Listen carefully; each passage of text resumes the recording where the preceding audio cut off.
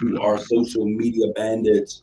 All right, so those of you listening to us on radio now, thank you for tuning in with KISS 107.1 FM. And those of you who are tuning in, if you like what you're hearing here today, you can always go back to kisswtlz.com and you'll see on the icon under shows, Straight Talk with Kareem Bowen. You can go there and listen to this show in its repeat in its entirety, as well as other shows that the man, the legend, the myth, the Rob Father puts together. Rob, he is in the studio with me today. My producer, Rob, what's happening? What's going, man?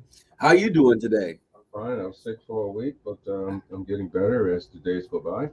Healthy living and all that. Okay, healthy living. You can't keep a good man down too I long. try not to. We've got a lot going on today. First of all, how I start this show out every single time is I talk about what's on my mind. Now, I must say at the beginning of the show, so some of you won't be taken off a guard. Rob, what's the disclaimer that is played after I go off the air? The views expressed by the host are not necessarily those of Alpha Media or WTLZ, KISS, or the management or the staff. Or no other affiliate or part of this station. So I'm going to be very honest. Many people have to be PC. I'm going to not necessarily be politically correct. I'm going to be honest today. And I'm just going to give you the facts the way that they are today. We're going to have a conversation today about Stop the Violence campaign. It's a Stop the Violence campaign. Shortly, Bishop Larry Campbell is going to be with me. I know the Saginaw African American pastors have been putting together a plan. We've been talking about this. What is the role of the church? What are these black pastors going to do? I've seen you on social media. I've heard the conversations. Well, they have laid out a plan, put it together. We're going to talk a little bit about that. Before we get to that, the thing that's on my mind, and there's a couple of things, but the first thing I want to talk about today is I want to, first of all, say rest in power. Bill Russell. He is died today, succumbed to life at 88 years old, I think, or 89 years old. I think that's an amazing feat. 88. Today he passed away. He was the hero of many young African Americans who love the sport of basketball, who just love sports in general, leading the Celtics to 11 championships, eight straight championships. Awesome. Absolutely awesome. He is, in fact, not only iconic, but he is hashtag a basketball icon. Not only was he, the thing that I loved about Bill Russell, and I had an opportunity to meet Bill, and I'm going to share a little bit about that. But the thing that I really love and respect about him is that as he became an iconic figure in basketball, having rules changed because of his style of play and what he brought to the table. He also lent his voice to the civil rights movement.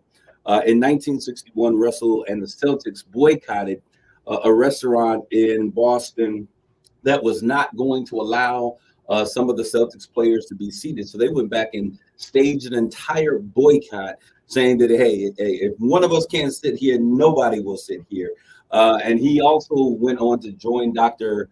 Martin Luther King in the March on Washington. He is and will always be a legend in our hearts and in our mind. Now, I had an opportunity to meet Bill Russell on several occasions. I remember specifically during All-Star Weekend.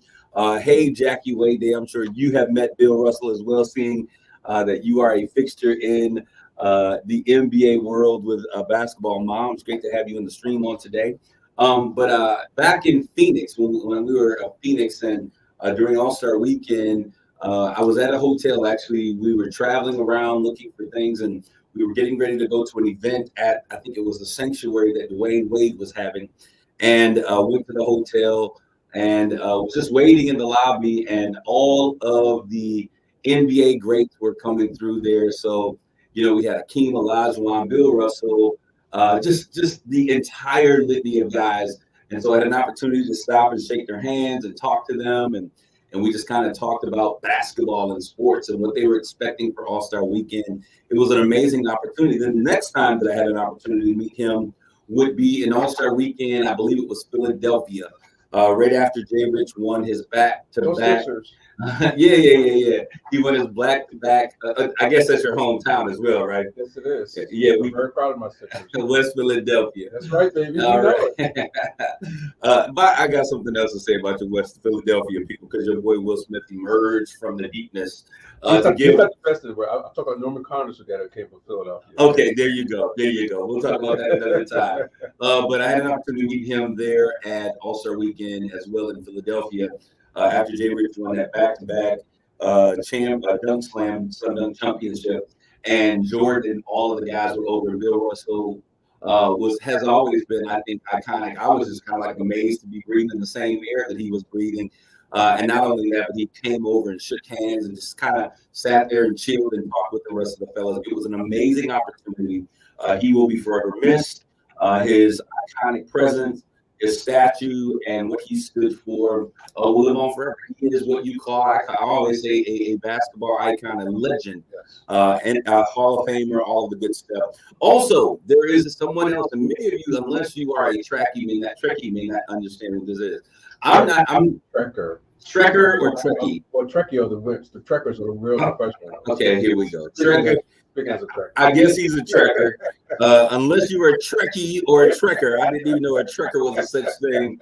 But Nichelle Nichols, and she also passed away today at the young, tender age of 89. Amazing. You know, this is how folks are supposed to die. They're not supposed to die at 35 and 36, but they're supposed to live until their time is complete, I believe. And so Nichelle Nichols, many of you don't know who she is, but she is the one black American, the one black lady that was on Star Trek. She became infamous for kissing her counterpart, Captain Kirk, which was absolutely groundbreaking. What are you going to say, Mr. Trekker? That she was the first black woman that did that on national television series there. Nichelle Nichols kissing Shatner, which was taboo back in the 60s. Yeah. So she out there kissing William Shatner, which was, like I was going to say, groundbreaking. It opened up so many opportunities, and it became one of the things that was so great about her. Let me interject though. We talk about Star Trek, the original series. Now there's several Star Trek spin-offs and whatnot that's been produced by Paramount. So there's Star Trek, the original series. You have to go back to them, which you can see in TV. TV from time to time. Those of you who are out there who were not really Trekkies or Trekkers, I didn't know the difference. I turned the TV. If I saw the sign in the spaceship, it was Star Trek. But what was interesting about what she did, because both of these individuals, both Russell and Nichols, were groundbreaking in their presence. She was the first. It was the first time that a black woman was not given a stereotypical role, and so she was not a nanny. She wasn't a mammy. She wasn't a maid. She wasn't a secretary. But she came in on this starship in space. Black people finally had made it to space. As an officer, that is correct. And what's interesting is that they both have a connection to the leader of the civil rights movement at the time, Dr. Martin Luther King. She wanted to quit the job because she felt that her role amounted to being AKA quasi space secretary. And she spoke with Dr. King. And he told her, look, that role is way too impactful for Black women. You are setting trends and breaking grounds, and you need to stay in that position, which she did. And because of that, the role in Hollywood, they both were groundbreaking, one in basketball, the other in Hollywood.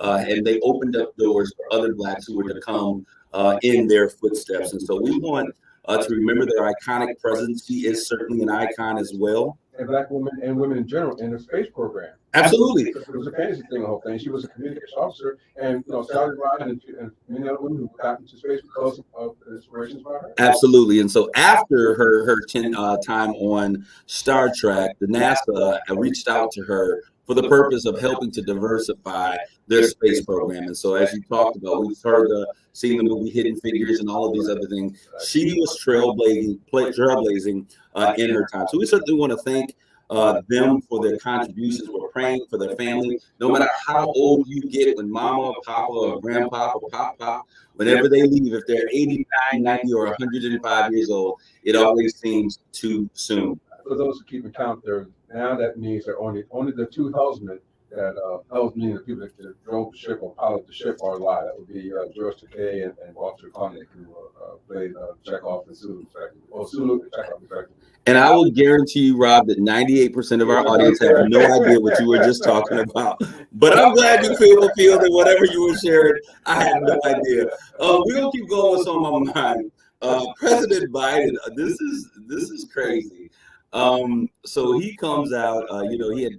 He had contracted COVID. He had completed his 10 days of being clear. He steps out into the scene because he was excited about the new legislation that the senators came in Manchin and Schumer came in, that is supposed to be what we call the anti-inflation buster bill, that is supposed to lower things and make healthcare affordable and all of these other things. And this huge budget, this multi-billion-dollar budget thing that's going on. And shortly after his announcement of this bill that was supposed to take place, which has been stalled by the Republicans in the House because was the fire pit bill. Rob, you probably know more about that. Soldiers who were affected by, when they were at war in Iraq, they were basically burning everything, and these the residents. Yeah, go ahead. I know what I was going to say, but the after effects of the chemicals that was used in that sort of thing, both in Iraq and as far as back as Vietnam. So that's what John Stewart was trying to get assistance for. Yeah, and so including those who fought in the Trade Center. Absolutely. To speak of the Trade Center, this is something else. World Trade Center. So currently, your president has been tested positive again for COVID, and now is back in quarantine. I think somebody's trying to tell him, put Jack back in the box, let him stay there for a period of time. I don't know what's going on. But I want to we're done with that. He's currently asymptomatic. We want him to be okay. We want everything to be fine with him. But it's important that you know that. I want to say coming up August the 2nd, is primary season. And so there are primaries that are taking place out there. But I want to draw your attention to those of you who are in Saginaw County. I want to draw your attention to something that's very important. And like I told you, I'm not going to be politically correct. I'm going to be honest with my particular thoughts, and they don't often go together. But in this particular situation, there is a young woman that is running for our circuit court, I believe it is 10th. And we are in this particular position is responsible for basically some family court issues, the juvenile situations, all of those things will come through there. And her name is Janae Lamar. It looks like Janie Lamar, but it is Janae Lamar. And I laugh, Rob, because, in one time I brought on some candidates and I was told that, within a certain period of time, you have to have all of the candidates in. And so I abided by those rules because I think it's appropriate. We want to have, policies and how we handle things. And I thought that was great. So I didn't bring anyone on before we got to this particular place, but I need Saginaw County. I need the village. I need the people that are out there to listen to what it is that I'm getting ready to share with you, because we have the important role. And this is not just making history to make history, but it's to make history that matters. And, we can do so many things that are historical. President Obama, I'm sorry, I voted for him. I'm going to tell you why I voted for him, because he's a black man. There had been so many, all we had is white presidents, white male presidents up into that time. And we saw President Biden come, and he was a black man. I voted for him as a black man. Many people vote for their presidents because they're white. I don't have a problem with that. So we have a situation that is here in the city of Saginaw that is very important. I need you all to know, I know Janae Lamar personally. And when she first came and she told me that she was going to be running for office, Rob, I was like, I think that this is absolutely beautiful, because we have been talking over the few years. What is this, 3 years, going on 4 years now that we're here on Straight Talk. And we have been talking about one of the key things that we need to do in our community that does not happen is that we have to begin to groom and to raise up young people to enter into some of these positions where all of these old folks have been in for a long time and are either going to die off, but they're just going to disappear with no one but somebody else who is mature. And there's nothing wrong with maturity. I respect maturity and I appreciate it. That's why Rob is my producer on the show, because I needed maturity and the elderly to be covered in this group. But Rob, the importance is that we have to be able to groom the talent that is necessary for this next role. Exactly. And so this young lady, and I'll say this, and this is why I say I'm going to be 100% honest. This is not about being PC, because I came in on the previous show and I know that Joyce was on Community Connections interviewing a couple different candidates. Right. That's not what I'm here to do, to tell you today, guys. Well, to be clear on Joyce's show, now she invited all the candidates. Absolutely. And a lot of them said no. Because that's what you have to do. That's what we have to do as a radio station. If we're going to bring one in and interview, we have to invite them all. So I thank those ladies that were here today. However, I need to let you know that there's a very different distinction that needs to take place, that will take place. I don't know if I got kicked off the air or what's going on, but I can no longer hear myself. No, you're good. You're good. Can you hear me? All right. If you can hear me and I can't hear myself, I'm okay with that. But what I will let you know is that there's one young lady, Janae Lamar. She is here. I don't know. Maybe the powers of be say, Kareem, you're not gonna get your message across. But if you can hear me over the airwaves, I'm gonna say what I gotta say. I don't hear Rob. So as we sit here, I've known her for a very long time. As a matter of fact, her mother, if you all are aware, Pam, you guys can hear me. Thank you, Cerise Steele Phillips, for allowing me to know. There we go. You all can hear me. I think Rob must have hit me with he's trying to save me from myself, as he often does. He's like, this kid is crazy. Let me save him and his career in media before he kills it all. Yeah, we're good. All right. So I just want to say that I've known her, Pam Lamar, and she was such an amazing woman. I saw her work effortlessly and tirelessly with those that were most important to her, and that was the youth in our community, through New Alternatives Community Center. And those of you who really are on the ground where the rubber meets the pavement would know who she is, because she was so impactful with what took place in our community. And during that time, this young lady, Janae Lamar, looks like Janie once again, but it's Janae Lamar, Janey.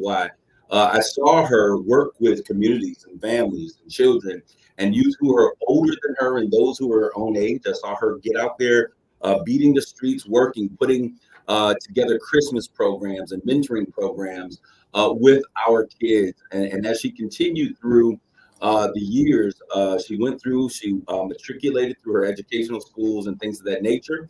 And she did what was necessary to be educated. I've seen her work with young people in our community and with the councils that cover young people.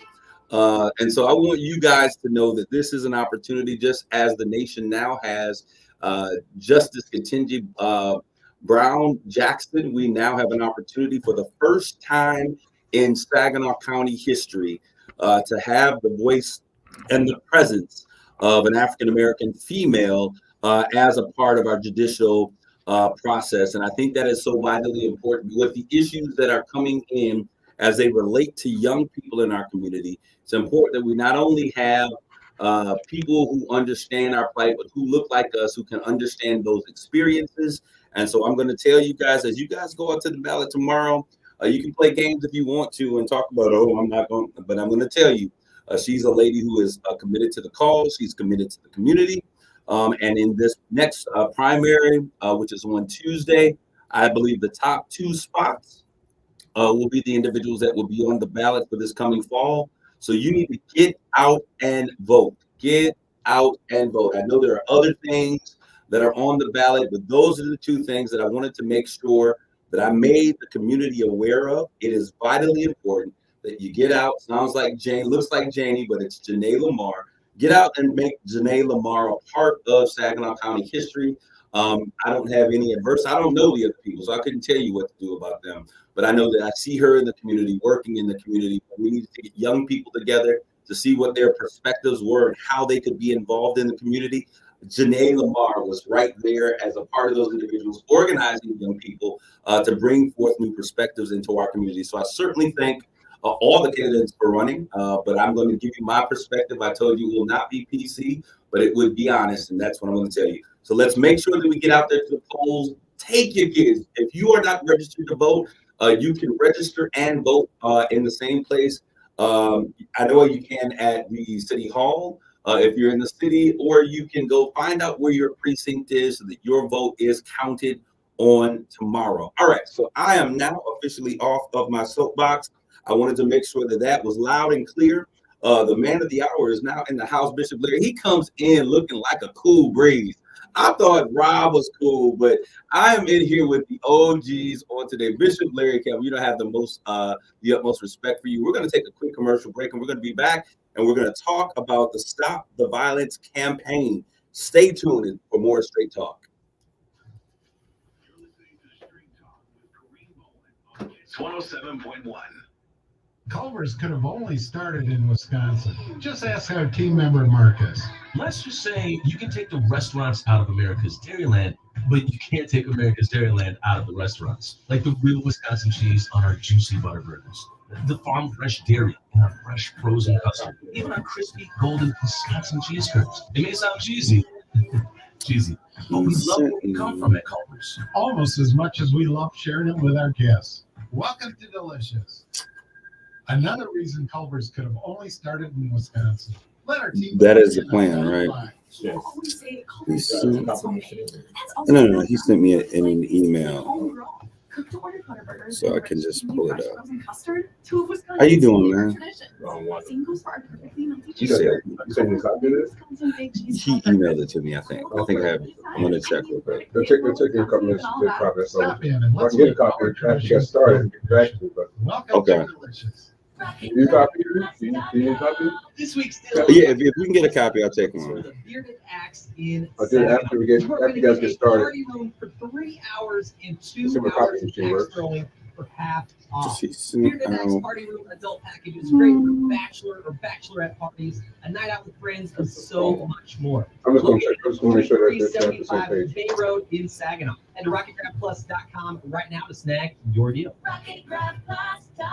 Here it is. Listen to this station anytime, anywhere on Odyssey. Odyssey is your new audio First home. promo. Oh, those are All promos. Stand by. news, sports, and podcasts that matter to you. Odyssey. That's AUD. The targeted areas.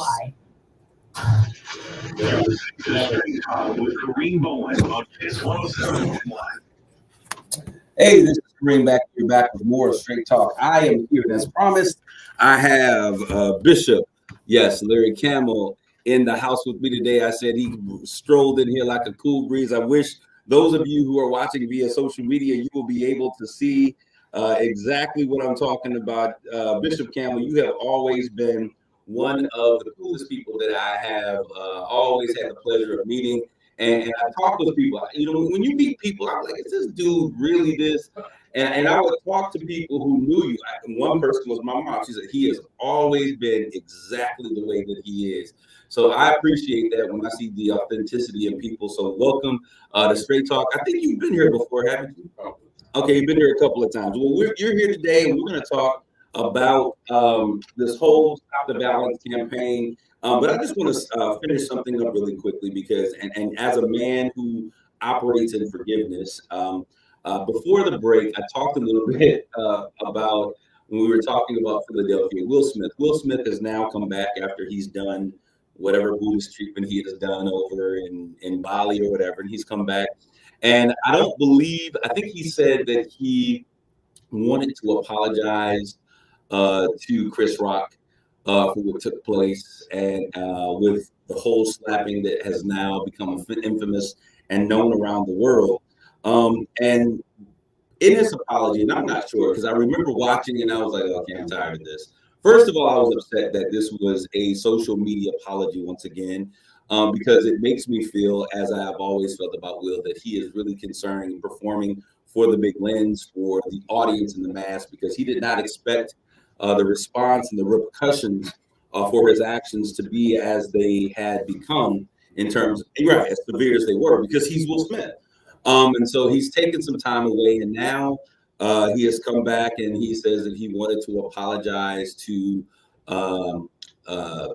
Chris Rock for what has taken place and this and that. And then he says, whenever you're ready, you know how to reach out to me. And I'm thinking to myself, bro, if he knows how to reach out to you, you know how to reach out to him. Now I don't understand this, because, and I want to just get, well, I do understand this, but I want to get your opinion, Bishop. And I know you weren't expecting to have this conversation today. We're talking about something completely different, but I think it's important because there's a difference. And thank you Joyce Harvey from Community Connections for saying, hey, let's make sure that we make the difference. There's a difference between asking for forgiveness and saying I'm sorry.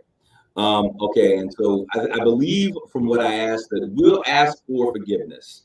And I'm not sure if he said the words I'm sorry. He may have. But let's talk about forgiveness and saying I'm sorry. What is the importance? Are there ingredients in an apology that are important in order for us to forgive when a person is asking to be absolved from their wrong action? First of all, you have to acknowledge wrongdoing. I believe Will has seen the repercussions about what he has done and how big it has happened, and probably searched his soul. People have advised him, counseled him, and talked to him in order for him to go forward. He needs to clean his soul, and that is to ask for forgiveness and also repent from his wrongdoing. I don't think he may have said I'm sorry, but that should have been in his apology. And to apologize publicly and to reach out to him privately until he reaches him and let him know how much he feel remorse for what he has done. I think that's the right way to do it. Okay, I've always believed that when a person, first of all, an apology, the Bible tells us that when a person asks for forgiveness, that we should forgive them 7 times 70. Okay, so there's a difference. Many people apologize and they will say, I'm sorry, but do they ask for forgiveness? If they don't ask for forgiveness, I feel like, biblically speaking, you off the hook from forgiving them all of these times, but I'm going to let that digress at the moment. But I think that there has to be an admission, as you said, of what they've done wrong. Many times when a husband has walked out or done wrong or has been infidelity, or even a wife, a spouse, I would say, they often say, I'm sorry for what I did. What is it that you did? What was your infraction? What did you do wrong, and what are you apologizing for? I think that it's necessary to be very clear about what it is that you have apologized. Ms. Day said, Jackie Day, he said that he apologized, but never said he was sorry. And I don't believe that he is. I believe that what we saw was a young man whose arrogance has put him in a place that he doesn't know where he is. And I think that he probably needs more help than what most people would really understand, because over the years, we've seen a man who is broken. So he has given this apology. I think that when you are sincere, you go to the person that you hurt. You don't make it a public spectacle. And if no one ever knows that you went to that individual and asked for forgiveness, that becomes the principal thing. And so I think that this was he needs to stop listening to the PR. Go find your big mama, your auntie, whoever it is that told you to make up, hug, and kiss when you and your play cousins got into a fight. Find that individual that is able to really tap into who you are, Will, like he's really listening in on this conversation, right? But I think it's important for those of you who are out there, an apology has to be authentic. Go to the individual. The Bible speaks of that. You have to go to the individual that you offended. Or if you're offended, you go to the individual that offended you. And so he is continually doing this thing in the public forum. I guess he slapped him out in public. I guess he wants to make sure that he apologizes out in public so that everybody sees. But this is about a man's character. This is about a man's man being disrespected. And I think that this is a one-on-one thing. Somebody said he should go to the Chris Rocken's house and knock on the door. I was like, well, not with all them brothers that Chris got. It may not turn out so good, but I think that he should reach out to Chris. Don't wait for him to feel like when he's ready. Reach out to Chris. And if Chris says, I'm not ready, then respect that. But I think that you have to respect him. If you respect him as a man, as you say that you do, then it's important that you do that in the right way. Go to that brother. Let him know where you are. Be vulnerable. Let him know why you apologize for what it is, that you are sorry, and then ask for forgiveness. That's my personal thought, my 2 cents. But we're going to get to what we're talking about here today. Bishop Larry Campbell is in the house. And Bishop, I've known you for a very long time. And the only thing that I've known about you is being a man who has been connected to the community. You hear a lot of things, you see a lot of things. But the thing that I can attest to that you have always been a person, even with prisoners on patrol, you reached out to me like, hey, let's feed the city. We're feeding the city. We got boxes, Ojibwe Island, 2 semi-trucks full of food. You have always been that man, and I greatly appreciate who you are.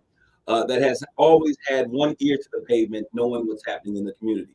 And then you got smart on the brother, and you went out there and you said, wait a minute, if I'm doing this work, there are grant dollars available. There are things that help me making this. And now I love to see you, what I would consider at the high stage of your ministry, connecting with government entities. And now you are making sure folks are getting their diplomas and GEDs and all of this other stuff. I'm giving you flowers while you're here because I certainly want to tell you, as a younger minister, I appreciate men like you who come into the community and are putting the people first. That's what I recognize about you. That's why you are here on this show. Somebody says, I keep getting cut off. You got to keep trying, Ms. Cook, and it'll work out in the end. Try again. So you are here today, and we're going to talk about the Saginaw African Americans Pastors Silence the Violence demonstration campaign in targeted violence areas. So tell me what this is all about. Okay. Saginaw African American Pastors, our mission is a Christian faith group dedicated to addressing racial, social, and emotional justice at all levels of the community with faith, strength, and boldness in order to ensure that racial equality is the experience of all citizens in Saginaw County. Engage, advocate, and collaborate. We have come together as men of faith, leaders in churches, and we now look at our community and see where the impact that we need to make as a collective group. And I'm very excited about the African American pastors coming together. Well, I know that you guys have been meeting and strategizing and organizing, and I say that like I know that you guys. I'm a part of it, but I must admit I have been wayward. I think and I've kept in contact, and I would certainly want to thank the fact that we've engaged technology so we get meeting notes and things, so that if you cannot be at every single meeting, because I have a whole nother fight that I think that I've been called to fight as it relates to our community, but we are all a part of the same fight together.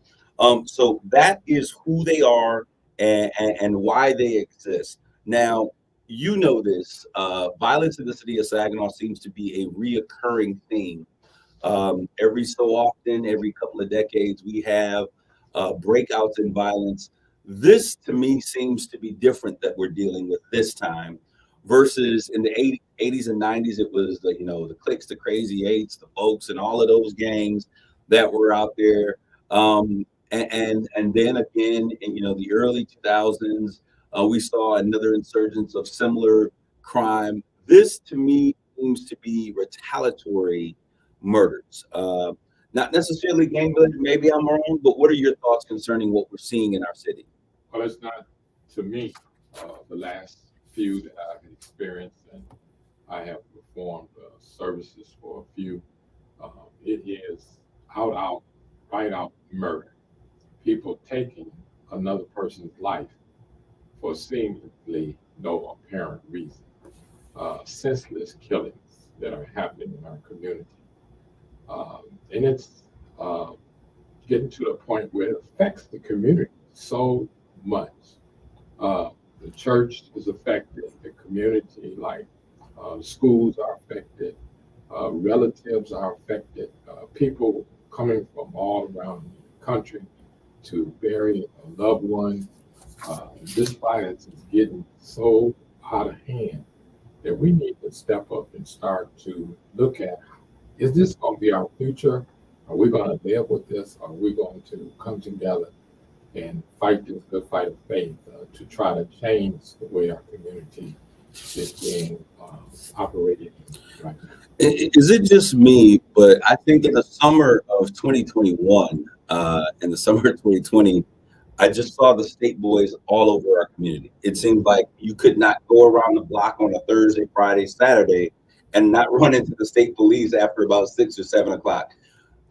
Are we not seeing, to me, it doesn't seem I'm seeing that same level of presence from the state police. Are they still as engaged in our community as they were before? Absolutely. Okay. They are part of the Saginaw community now. They have been assigned here. They primarily do checks, traffic stops. If something's wrong with your car, you can look to be stopped. If you stop, you're going to be frisked. You're going to be, your car is going to be. Okay, I'm gonna have to stop you because you're gonna take me, Bishop. You're gonna take me down a whole nother plan because my first thought was this is not New York City. This is not stop and frisk. There is, I think, an equity issue, a disparity issue that exists in that kind of thing. But when folks is acting crazy, folks they're just trying to do what is necessary to make a difference. So I get that. But I want to make sure that we stay on this conversation because you're gonna get me way out in the weeds on this one. But I do want to say, and I want to speak to this because Bishop, I know as well as you know, and these pastors that hopefully are listening and sharing this conversation, that the people that are creating and the ones that are doing these shootings, I always say it like this: they belong. If they don't belong, they have a mother. They have a grandmother, they got a cousin or a sister that belongs to somebody's church. Because whatever we find in the community, and they themselves may be in someone's church. Whatever we find in the community, we find in our churches because our churches are a microcosm of that community. What do you say to those family members who are knowing that these things are going on and people are losing their lives and they are not saying anything? What do you say to the community member who catches or knows who did this, and they have not said anything and not have come? We've been here before. So what do you say to that individual, and what should they understand about their role in keeping our community in the dark ages because of violence? I think that we have to now, the pulpit has to be our teaching platform. We must tell parents to talk to your children. Grandmother, talk to your grandchild. It's time out for allowing the kids to be able to do what they want to do in your home, and you need to address the issues at hand. And we're looking now to tell parents to address your kids. Go in there and see if they got a gun in their bedroom. You got the police your own home right now because it's affecting the community. Is that not what we did when we were growing up? Absolutely. I mean, I'm gonna say this because this is funny, but when we were kids, we would grow up, and as young men growing up, you have your pornographic material. You try to figure out where you can stash it, Absolutely. and mama or somebody would always find it because this was not your home. Right. This was their home, and you didn't have the right to come into their home with your foolishness, as my grandmother would always say. Yeah. What has happened to us as parents, as a community, as villages, that our children now have rights in homes that they don't pay mortgages for, they don't pay property taxes, that they're not paying light bills, but they have a lot of privileges. They got doors locked in the home, which we could never do. What do we say, Rob? I see you awake over there. What do we say to those parents? And sometimes parents are afraid of their children because they get out here and they start acting in ways that they've never seen before. What do we say to a grandmother who's raising grandchildren? Because that's where we're at right now. And she may be a bit timid about finding out what her grandchildren are doing. We must demand respect by now from our kids. As I'm being a pastor and I am in the community, I find so many disrespectful young children who will say anything to you and not have any remorse for it, And it's time out for that. I mean, we need to really take a better look and better care of our communities. When we can walk out the door and the kids out there trying to ramble through grown people's cars, and they don't know they're risking their lives, and they think that they got a right to do whatever they want to do. But we need to change that, and we need to start policing our communities, our churches, our homes, and stand up and let them understand that we're no longer taking this. I like what you said. You said, and I want to make sure that our listeners are hearing this. You said that we have to start policing ourselves. And I believe, and this is in response to what we were talking about before. Before we were talking about bringing more police who often have negative consequences when in contact with kids Black in our Black community. And our kids often end up either incarcerated or dead. However, I don't think that police presence is the only thing. I think that we need to have a law and order conversation. But I think that in our community, and you said it right, Bishop, we have to begin to police ourselves. We've got to begin to get involved and have conversations with young people. We've got to begin to stop showing that we're afraid of them and engage them in ways. I used to love when I would walk and see you have conversations with young brothers that were just standing on the corner as you were marching, doing what you were doing.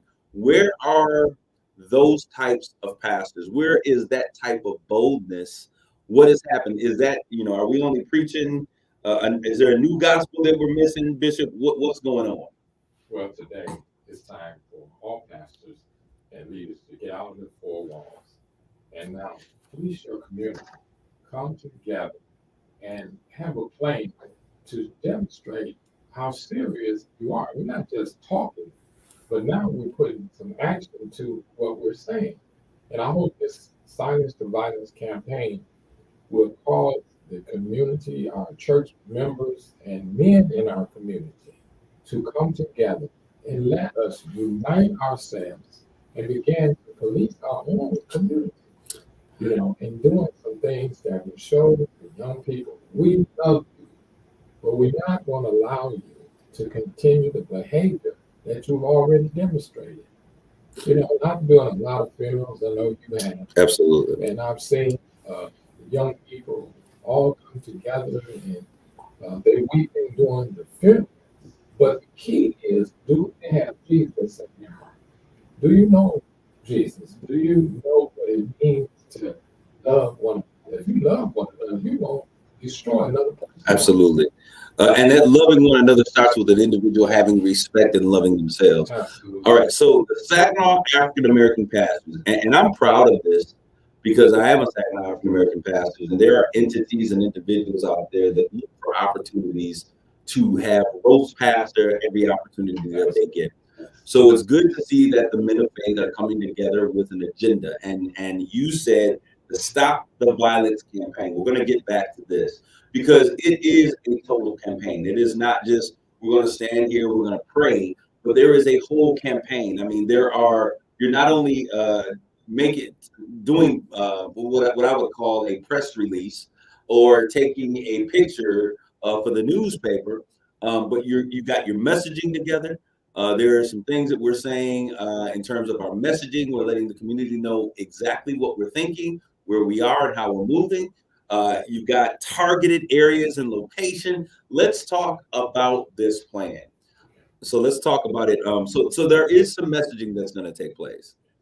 Let me acknowledge our leader, is Pastor Craig Tatum of New Life Missionary Baptist Church. He's our leader, and we're part of the organization. It will be a campaign, and it's called Silence the Violence. Select a targeted area in our community where violence numbers are up. Select a date to march in those areas. Gather to pray. Pass out information about Crime Stoppers. Press releases, information will be disseminated. Wanting to meet with gang members in those locations, residents to bring resolution to conflict in their community. We want to start neighborhood watch groups in our community that does not have this. And we want to come together in our community and make a difference. I noticed you put Crime Stoppers. What is the role that Crime Stoppers plays or should play in our community? Because once again, and I think this is important, there is a necessary change. I'm not a person who says to fund the police. That's not who I am. However, I think that how we imagine and envision police playing a role is very important. Right. We will always have the penal system. We will all have the correction. It is a vital part of how we deal with things, and what your thoughts and opinions are about that system are a whole nother issue. But I think that it's important that we engage police officers. We have groups like Bridge the Gap that are now trying to build relationships between Black communities, young people, and police forces. But you have Crime Stoppers here. If we're going to do our own community watch, We don't need to go in like Rambo, like, hey, I see you committing this crime, stop it. Not the safest, but we can share information. There is a saying in the community, and you're aware that snitches get stitches. So now you're talking about people turning people to Crime Stoppers. What do you say to that phrasing and the thought process? Because I'll tell you, young people in our community, they really abide by that code, the no snitch code. Well, we need to look at changing that. Now, Crime Stoppers is where you can call in that number 1-800-4422-JAIL, and you can be anonymous when you report a crime. Eddie Fox is the leader of Crime Stoppers, and we want to put that number out there so family. Who is Eddie Fox? Let them know who Eddie Fox is. Eddie Fox is the president of Crime Stoppers. He's a community leader in the city of Saginaw. He's been a part of the community. What is it?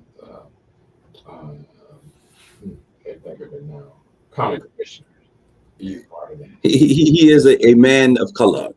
He's a black man, y'all. Yeah. Okay, so he's ahead of this, and so some sense trying, and I think the sensitivity is there to build in having a man who looks like them, engaging in this. I think is very appropriate. So Crime Stoppers bringing that in targeted places. We're talking about a 200-man march. Absolutely. Okay, and for most people don't think that that's a big feat, because we have so many more men. I want you all to understand that if you don't think that that's big enough, then you get your sons up, them rusty busties, them 6'6", 2 foot, 230 pounds soaking wet. You tell them to get up and come march with us. Right. But we're talking about marches. Why are we marching? What's the purpose of marching? To somebody who says we've been doing all this marching don't do anything. Why are we marching? Marching brings attention to the problem.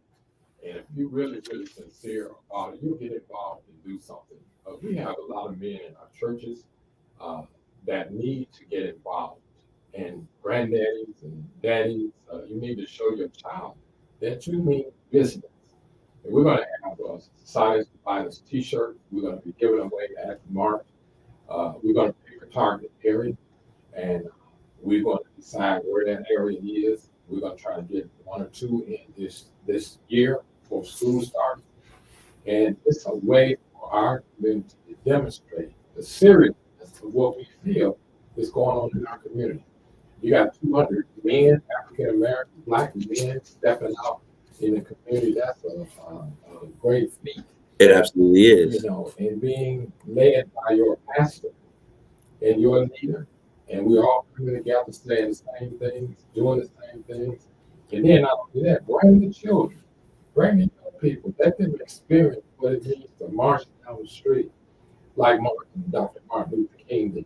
It is an experience. I've done it many times, and it changes your mindset when you get involved and you're actually putting your faith to work and going down the street saying, bringing peace to the community. Well, putting your faith to work, I think, is a very important thing. Our goal is to be leading by example, sacrificing yourself, demonstrating our commitment to ourselves. I'm going to tell you numbers, absolutely. One of the other individuals in social media, Elaine Cook, numbers are powerful. This is awesome. So I want to make sure that people understand you guys have taken some time. You've been talking and meeting on a regular basis about this. So there is messaging. And what I mean by messaging is you will begin to hear on your airwaves. And I like this because you said if we're going to speak to people, we got to speak to them not just on radio, not just via TV, but we're also going to get involved in the social media game. So there are conversations, small snippets of information from young people, young pastors who are engaged in the community, such as yourselves, that are saying, look, this is what we're doing. We know that school's coming back. We know that the summer is here. We demand peace in our community. And I like the fact that we're saying it first, and then we're coming up and following it secondly. There is a part in here, Saginaw African American Pastors Silence the Violence Campaign. You guys, August 19th or 20th. You ain't talking about, 3 years from now. You're talking about what's getting ready to happen. Tomorrow is the 1st of August. We're getting on the ground, getting ready to run. Get ready to run. So targeted places, Let's talk about the areas that you guys have started or selected to start with on the 19th or the 20th of this month. Well, Kareem, pastors, their churches are in geographical locations. Absolutely. And in that geographical location, you have different issues going in your area. And so we find where crime exists is an area we need to target, to go in and let our message be heard and let the community know that you're not by yourself any longer. We're here for you. And our church now is getting outside of the four walls, and we're coming to you with the message. I'm excited. When you said it, I almost smiled ear to ear to see Black churches coming out of the four walls of the. And not everybody's been in the four walls, but to see us collectively as individuals, men and women of faith, coming out of the four walls to make an impact in our community, I think it's what our community has asked and has waited for a long time. Not just that one church would do it, that there is some unity and that there is a context behind this movement outside the community. Now, you said this to let the community know, because I've gone into some of these communities and folks are scared in these communities. They're scared to talk and to engage these young people. They're afraid that they may be next. They're afraid because their homes are being broken in. So I think that it's very important that you men of faith are doing, I should say, we men of faith, we men of purpose, because if you are not necessarily understanding of who you are in terms of your relationship with Christ Jesus, and you're not a pastor, you don't necessarily belong to a church, it does not exclude you because you are a man of purpose. All right, so there are some specific places. So I'm just going to throw some of these locations out because you have 3 locations. Old Weber Middle School grounds, the school was there. It was dilapidated for a period of time. I saw it, drove by, I could see outside through the windows. It is now gone, and it is a huge field. So that is one location that is currently being targeted. And as I talk about these targeted locations, if you're on in our social media stream, or if you're listening to us on the radio, feel free to go, because I think Saginaw African American pastors now have a page on Facebook, if I'm not mistaken. Go there and say, hey, we need something in our community. We want to be a part of what's happening. Make sure that you let them know what's going on in your neighborhood. There's also Houghton Jones grounds. We have Dr. Rufus Bradley Mission in the City grounds. So how did we come up with these 3 locations as starter places? Well, geographically, Weber is a large facility where Weber School work. We could gather there and we could unite together. And when we're there and organizing our march, we're going to have hot dogs and food and T-shirts. We're going to give everybody a T-shirt, and we're going to be able to go down the streets in those areas. Those streets have been. Come on, Bishop. I'm gonna just say it. I told you, I'm not gonna be PC. I'm gonna be honest though.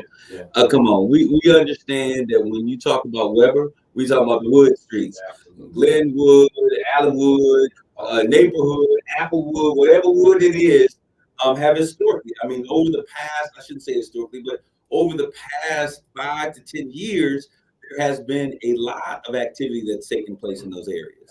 And so we're not going to act like we're blind to what's happening, right? So it's about engaging where it makes sense. It's about making an impact. Going as a firefighter, as firefighters, where the fire is. And it's not that we're saying that you live in the hood or your neighborhood is bad. Our desire is to come in and to improve the quality of those who are living in that community. Am I correct? All right. So what else should an individual know? Because I know we're talking about if there's permits. It sounds like the church has taken a lesson from my favorite part of Malcolm X, by any means necessary. It's one of the things that I loved about Malcolm X. I love Dr. King and nonviolence, but there is a time when the word of God tells us that the kingdom of heaven suffereth violence, and the violence must take by force. And so where we are today, we have seen such an elevated level of violence. I say the spirit of pandemic, a wild spirit, an out of control spirit, only respects real authority. And so when the church and the leaders and the officials in the community come together, our mayor has already declared that it is a new season. It is a new day. A fresh anointing is coming our way, a season of power and prosperity. It's a new season, and it's coming to the city of Saginaw. So it is great because in biblical times, and this, I know this ain't a Bible show, but the church is getting ready to rise up like the phoenix from the ashes. Okay, they're rising up. And what I would imagine is in the Bible, when the leader, the king or whatever, they were saying, we're going to go into battle, they would come and they would come to the man of God to say, how should we fare? Should we go in? What'd you say? They would go to the prophet, the man who could have the word of God in his mouth. And he would let them know it is well, let's go forward. She has collaborated with not only the black churches, but the white churches. She has said that she believes that the way that we're going to do this is by mobilization, by walking, by praying in those communities. There's prayer circles that are going around, which you are a part of, unified prayer circles. And now we have a community of black men that are, go ahead. Also, I want to mention that we have united with Bobby De Leon of the Mexican American. Robert De Leon, La Razas, Mexican American Council, my brother. Yeah, so we have committed ourselves to work together, and we're going to be hand in hand with the Mexican American community along with this campaign. Because we all got some Mexicans in our family, we all got some black Mexicans, got some black folks. Because we like that brown skin, and so we are attracted, and our cultures have it similar. We have music and food and those things in common. Right. So if we fight the same fight, and because I look at my family is a rainbow coalition, right? We need to come together. And actually, I'll be meeting with Bobby De Leon tomorrow over at the Mexican American Council. I'm sure this will be a part of the conversation. They want to do more that we can engage together, because I say one can put 1,000 to flight, two can do what, Bishop? 10,000. So we are truly better together. What should we know? How can people get involved? Who should they contact? What should we do if they want to be a part of this mobilization? All you have to do is stay tuned to KISS 107. We will be sending out messages. You can contact Pastor Tatum at New Life Missionary Baptist Church. You can contact me, Pastor Curly Coleman, any of us pastors. You want to get involved, you're serious about joining us, you can let them be made known to any of those pastors. We do have 10 pastors that we are targeting to be a part of this media campaign.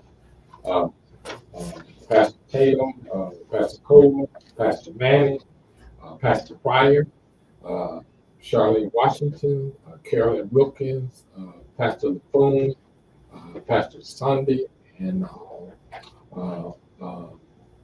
of these individuals you can contact, and we will be doing the promos starting very soon. You'll be hearing the messages that's coming out. We want everybody. If you're not a part of this, if you want to be a part of the Saginaw African American Pastors, you can contact myself, Pastor Tatum, Pastor Coleman, to unite with us. And you can always send your messages right here at Straight Talk with Kareem Bowen to make sure that you are being heard. Rocky McKnight, we see your comment. Solana Elementary is an empty field. Are they including the south side being renovated? So it brings the property value up over there, because we understand wherever there's crime, property values begin to plummet. I'm going to tell you, we are enforcing a system against ourselves because we are not allowing ourselves to enjoy peaceful community. So Bishop, I appreciate you being with us here today. I am so excited and cannot wait until this messaging starts. Community, get ready. It is a new season. It's a new day.